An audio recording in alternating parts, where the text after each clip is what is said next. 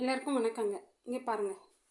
இது வந்து இன்னொரு டாக் ரோசின்னு சொல்லிட்டு அதோட குட்டிங்க 4 குட்டி போட்டிருக்கு இந்த வாட்டி. 2 ஃபீமேலு 2 மேலு. எல்லோரும் பாருங்கள். இவங்களும் வந்து கூடிய சீக்கிரம் குப்பை கிடங்குக்கு தான் போக போகிறாங்க, அல்லது ரோட்டில் தான் வீசி எறிய போகிறேன். கண்டிப்பாக யார் வந்து காப்பாற்றணும்னு நினைக்கிறீங்களோ காப்பாற்றுங்க. நல்லவங்க நாட்டில் நிறைய பேர் இருக்காங்க, தயவு செஞ்சு காப்பாற்றுங்க. ஏன்னா என்னால் முடியல.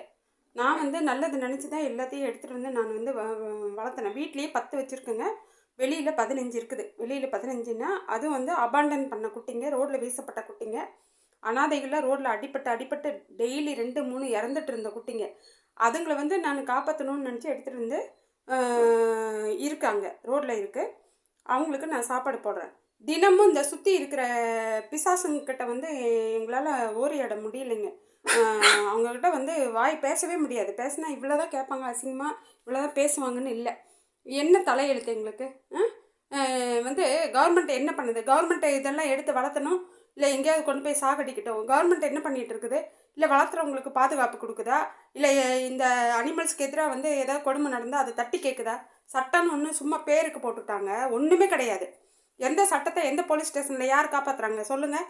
அனிமல் போர்டுக்கு அனுப்பினாமன்ட்டு அவங்க என்ன பார்க்குறாங்க? ஏதாவது பார்க்குறாங்களா? இந்த வீடியோ அவங்களுக்கு தான் அனுப்ப போகிறேன் நான். அவங்க என்ன ஸ்டெப் எடுக்கிறாங்கன்னு பார்க்கலாம். என்ன பண்ணுறாங்க? ஃபீடர்ஸ் வந்து சாப்பாடு போடுறது தப்பா? ஐயோ பாவம் பட்டினி கிடக்குதுன்னு கை காசை போட்டு என்ன கவர்மெண்ட் எங்களுக்கு என்ன மாதம் இதுக்குன்னு ஏதாவது ஃபண்டு அலாட் பண்ணுதுங்களா? ஃபண்டு கொடுக்குறாங்களா?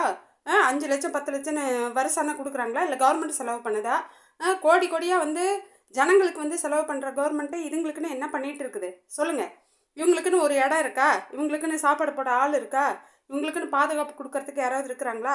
இல்லை இவங்களுக்கு எதிராக நடக்கிற கொடுமைகளை வந்து தட்டி கேட்க யாராவது இருக்காங்களா? யார் இருக்காங்க? சும்மா ஊருக்கு ஒருத்தர் ஏதோ ஒரு டாகுக்கு நடக்கிற கொடுமையை மட்டும் தட்டி கேட்டால் போதாது.